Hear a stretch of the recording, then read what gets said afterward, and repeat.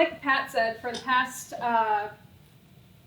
18 months to 2 years, we've been doing community engagement sessions.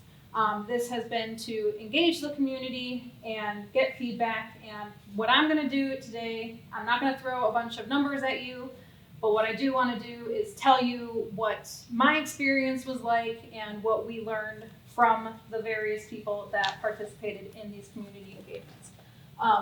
So whenever I do a presentation, I like to introduce myself. Hi, I'm Allison. If you don't know who I am, I'm the Assistant Director and Curator of the Racine Heritage Museum. I started at RHM in January of 2020, 2 months before we shut down for the pandemic. So if that ain't a trial by fire, I don't know what is. And a lot of people don't know what RHM is or what we do here. We are a bit of an unknown entity within Racine County. So the Racine Heritage Museum is dedicated to collecting, preserving, and sharing the stories of the people of Racine County. And I put it in that particular order and bolded it for a reason. And that is because our first priority is collecting. We can't share stories if we don't have a way to tell the stories. The second priority is preserving it. If we don't preserve it, it doesn't last long, and then again, we're back to square one. And then it's sharing. So a lot of the decisions that we have to make and the things that we do and do not do are largely come back to this. You know, the priority is collecting, the second priority is preserving, and then we can share it. So this is an incredibly important concept to keep in mind about RHM as we move forward. So the community engagement sessions, what are they? Community engagement kind of makes sense, but there's no particular context that you probably have for what a community engagement session is. So what they are is focus groups. You've probably heard of a focus group. It's a group of people coming together to learn about a thing and tell you their opinions about it. These focus groups were members of the community. We started out with museum members, and then we included community leaders and leaders of other community organizations. And then we opened it up to the general public, which was largely comprised of Racine citizens. So initially, they were by invitation only, because we wanted to prioritize our members. After that, after we had a chance to get those people in here and give them a chance to speak, we started opening it up to anybody can join if they like. They just have to sign up for it. Additionally, our initial community engagement sessions did not include a behind-the-scenes tour. And that is important to note because we learned as we did this process, and we made adjustments as needed. And that was the first big adjustment that we needed to make. Maureen Sherman, who assisted me with this, and I kind of realized part of the way through that a lot of questions and assumptions about the museum could be gotten ahead of by simply addressing a behind-the-scenes tour and giving people a look behind the curtain to see how the machinery runs. So why did we conduct these community engagement sessions? Well, we are a community organization. So if we don't give the general populace and the community that we serve a voice in our operation, then what's the point? So we are a community organization, and it's important to keep the community voice in our programming and our operation. Feedback on both our current museum as well as what we could do in the future with our current building and a hopeful new one. That's the two types of feedback we collected. We asked 2 questions. It was, what excites you about us currently, and then what do you want to see from the future? And I want to note that, what do you want to see from the future doesn't necessarily mean a brand new building. Even if we got the money for a new building tomorrow, we still wouldn't have one for a very long time.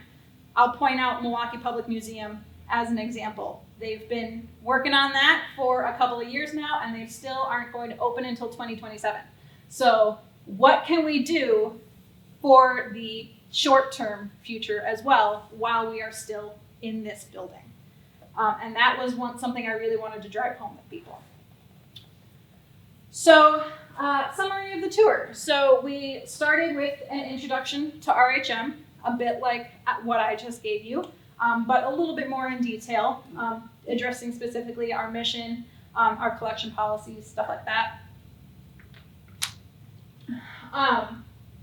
And then we moved upstairs. We discussed the exhibits that were up there. Some people who had come to these focus groups hadn't ever actually been in the museum, so this was an opportunity for them to see the exhibits for the first time. And then I have work being done on one of the exhibits, so most of the groups got to hear about the plans that I had for that exhibit as I was constantly developing them, which was very fun for them.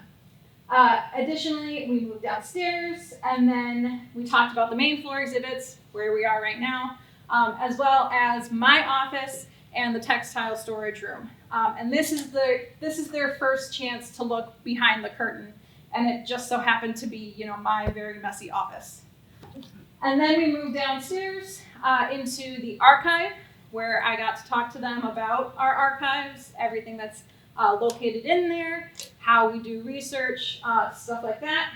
And then we moved into the bowels of the building, the areas where are my workroom, collection storage, the kitchen, the education collection storage, the very deep parts of the buildings that only staff members get to go. We got to go in there. And then after that, we came back upstairs. And like I said, the early focus groups didn't have this tour. And I added it in after a few because it provided incredibly important contextual information. Like I said, a lot of people come in here having questions about how we collect things or what we do with the things that we collect. And I was getting a lot of those questions, and a lot of them could just be addressed right away by showing people the space that we're working with and the things that we have planned and the way that we do things. And additionally, it was also an incentive for people to come in and do the focus groups, because okay, it's nice to sit down and, speak your opinions on somebody who's genuinely hearing them. But it's also kind of fun to go into a place that you've never been before. And really, that's kind of the more exciting part, I think, for people. So it was also a little bit of an incentive to get people involved and interested. So then after we came back upstairs, we had a sit down and we had a discussion led by Maureen Sherman. Maureen is a Racine native. She graduated from St. Cat's. She lives in Oak Creek now, but she is a development specialist, and she is very, very well versed in how to lead these kind of focus groups and these discussions. She was absolutely vital to my work here, because a lot of the times while I was leading the tour and answering questions and kind of getting, a little bit focused in on that task, she'd be at the back of the group kind of observing people and how they were reacting to things and what kind of questions they were asking and stuff like that. And that insight ended up being incredibly important. She and I, after the meetings were over, would typically sit and chat for about 10 minutes, and a lot of the times she would point out things to me that I had never noticed because I didn't get the chance to, because I was focused over here, or I was leading the group downstairs and I wasn't listening to the chatter behind me, So incredibly insightful information, having her along with the tour. So she led the discussion, because by then I'm pretty sure people were done listening to me and hearing my voice. And like I said, there were two questions. What do you like about the current museum, and what do you want to see in the future? Simple questions, right? So what we got from the people about our current operation. Mostly, a lot of people talk about our exhibit content, specifically things that make Racine special. And what I got from people as they talked about the experience of coming into the exhibit and seeing things is this connection that they feel to a part of their personal story. There's a lot of people who would walk into the Factory for the World exhibit and see the little golden books and get excited because that was something they had when they were a child. There's a lot of people who would walk into the Drum and Bugle exhibit and get excited because that was an activity they did. Or their uncle was in the Drum and Bugle course and they loved seeing him, that sort of thing. So these things that make Racine special also made these members of the community, made their lives special. And they felt that connection here. And that's a huge takeaway that I got from the participants in the focus groups. There was a particular interest in the Racine bells. Everybody got very excited every time they saw the bells exhibit. They love hearing about our industrial history. Like I said, our industrial history is one of those things that makes Racine special. Not only do a lot of people have a personal connection to the companies, but those companies also really put Racine on the map. So they love hearing about it, they love seeing it. And then they also like the interactive and immersive elements that we have. And I don't just mean like big screens with buttons that you can touch. Particularly, they love the waterways exhibit, where when you walk in there, there's this big boat that you can sit in. And there's this kind of watery sounding ambiance noise going on. That sort of stuff. These spaces that make it feel like you are stepping into a different environment. They really, really enjoy that. Education. This was another huge priority with people. The museum is a low-cost resource for schools and families. I mean, we are a free admission museum. So any family can come here with, 4 or 5 children and spend a little bit of time hunting for, little rubber ducks and learning about the museum. And it's a much better way for them to spend time as a family than, playing video games or watching TV or whatnot. Additionally, they love that the archive is available to the public.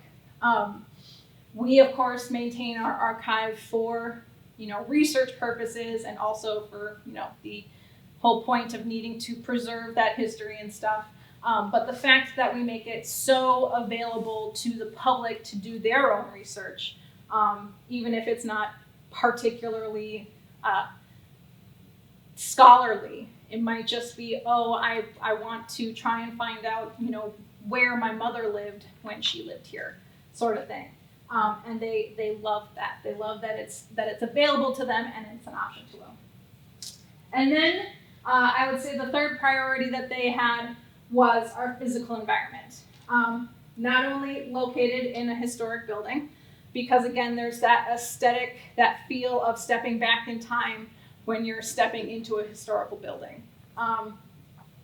But also the fact that we are located downtown. We're located in downtown Racine, where there is a lot of history to be explored. So it seems very appropriate to most people that we are located in this area at the very least. So what do they want to see for the future, both here and in a possible new museum? First 2 priorities are updated technology and ADA compliance. One thing I noted while people were telling me about how they want to see technology used and how they want ADA compliance for us, I learned that it's not necessarily about having, cool buttons to press or just being able to, look things up on your phone. For a lot of them, it was about equity and accessibility. So I'm going to put a big orange star right there because it was about addressing various learning needs. Everybody learns differently. So with the right things, you can address different learning needs. It was about addressing people who don't speak English. They might speak a different language. So they wanted to see more interactive and technological elements that would address that issue. Stuff like that. So, and then of course ADA compliance, which was not at all a shock to me. And I too would really love ADA compliance. I would die for an elevator in this building. So they basically just wanted to see a museum that is even more accessible than we already are. That really brings in a wide array of people of different origins and different abilities, and however they can do that.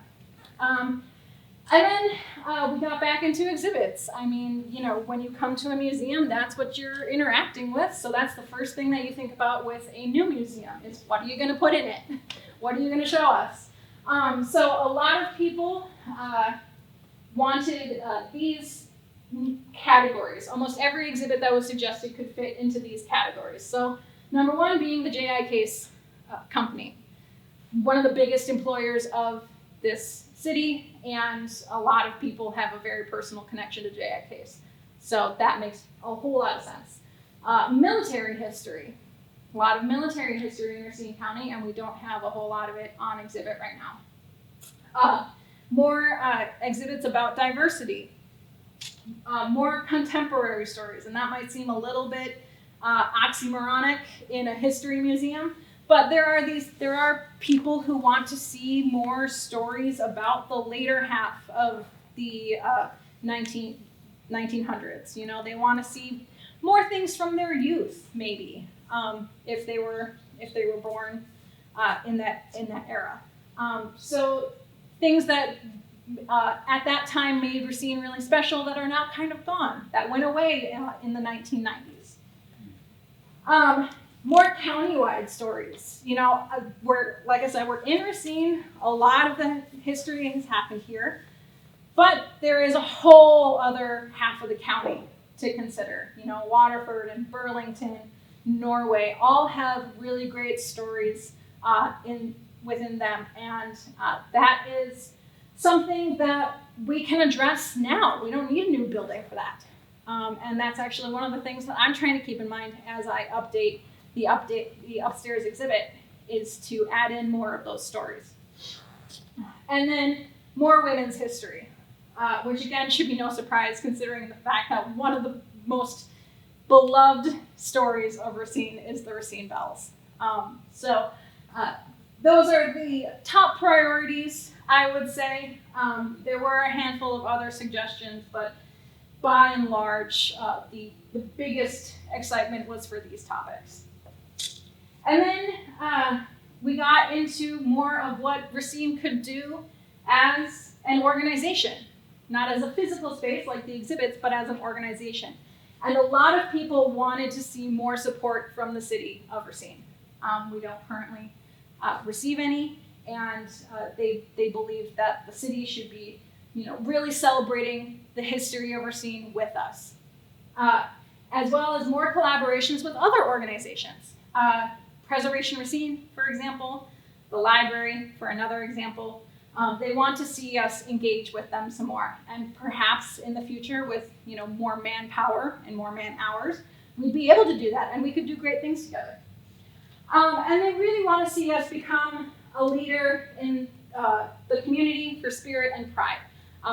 So many of the community engagement session participants have noted that there is a bit of a lack of community pride and community spirit in Racine. And they want to see that revitalized, and they really think that RHM could be the impetus for that revival, that we could be a driving force behind it, because our mission is to tell the stories of what makes Racine special. So with that comes, an appreciation for Racine, and that community pride will follow.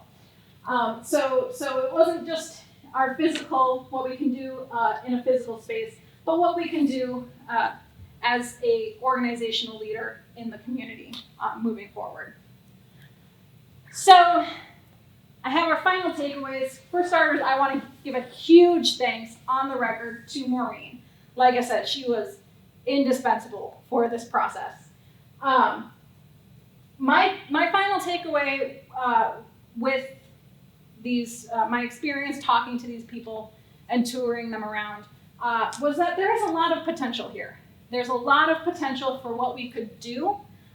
There is a lot of potential for the support that we could get for what we do. We just got to get it. And then, additionally, a lot of people don't know how they can help us. They're just like, well, I can't buy you a new building, so like, I'm useless to you. And that's just not true. For starters, you can visit the museum. Numbers mean a lot. Attendance numbers mean a lot when it comes to getting support from the museum. So just visit the museum. It's free admission. Second, spread the word. Tell people about us. Bring your friends to the museum, because it's actually kind of astonishing how many people have either not been here or just straight up not heard of us, and they may have lived here for months or years. The amount of times that I meet people who have lived here since they were a child and didn't even know we existed is kind of staggering. So you can help that way.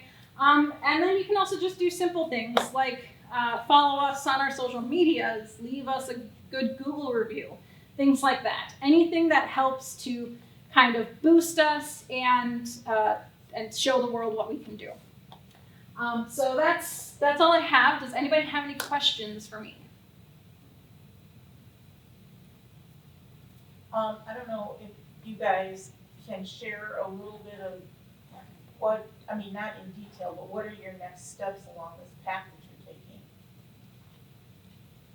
I can't answer that question because I don't know it. Well, Pat talked about the strategic planning process that the board has recently engaged in. We've also been working with our former mayor, John Dickert, here for the past year to sort of explore potential partnerships and funding opportunities, particularly through the government. And what Allison is tasked with following this process is to work us through the development of a new exhibit and program plan for this place and for the future. So the one that I did, we just finished executing with the Drum and Bugle Corps a few years ago. So it's time to gather new community data and come up with a new plan. And that's what the next step is, internally, particularly with this information. And perhaps as part of it, you can elaborate on what's going to soon appear in this space as well as upstairs. Yeah. I mean, so once I'm done here, we can go ahead and take a look at what I've been doing upstairs, as well as any collections areas and stuff that you'd like to take a look at. My plans for this space right here is a exhibit that I am calling Workers, Wax, and Weddings, W3 for short. It is the textiles from our collection and the stories of the women who wore them, largely focusing on mid-century textiles. So that World War II era period where women were working in factories, they were part of the Women's Army Corps, or a lot of them were getting married. So I got a lot of textiles selected for that exhibit. I'm working on the stories right now, and then hopefully once I'm finished with that, it'll pop right up, and it'll be really, really cool to see. Oh, and then Wheaton People upstairs is our exhibit on immigration, and right now it focuses pretty solely on European immigration to the area, and I'm trying to expand that narrative to include the migration of Black and Hispanic people from the South, and also the stories of the indigenous people who were here before European immigration even started. So that is still in the works, but we can go upstairs and take a look at it. All right, any other questions? Okay, thank you very much for listening to me.